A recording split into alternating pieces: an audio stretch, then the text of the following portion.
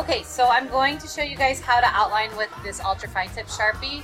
So these are located on the supply card on the top shelf. Ultra fine tip, you want to use this for the whole thing. So I started drawing my Indian corn kernels. I didn't finish it because I didn't want to do all of that work twice. So basically I'm just going to go around and outline all of these in that rounded rectangle shape.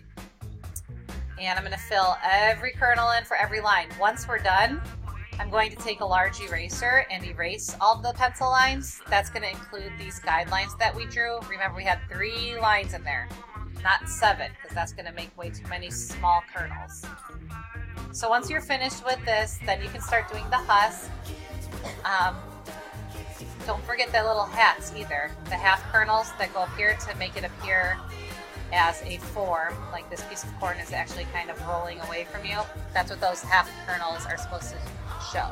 So when you're doing the husk, remember that the husk is longer than the actual cob, so it's definitely going to go off the page.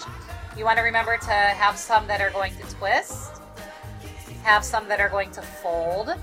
Look at your pre and post assessment if you guys forgot how to make those. And you also just want to have some that are overlapping. So you can just have some straight ones too, of course. That's fine. But make it look as natural as you can.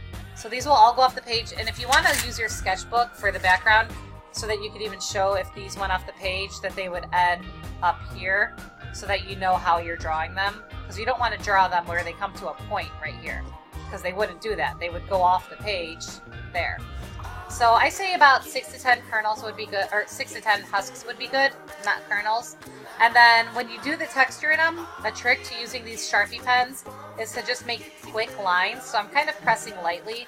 So I want the outlines of the husk to show up well, but the texture inside I want it to be pretty light. So make light, long lines, and you're just pressing real lightly and moving quickly. Take that out of here.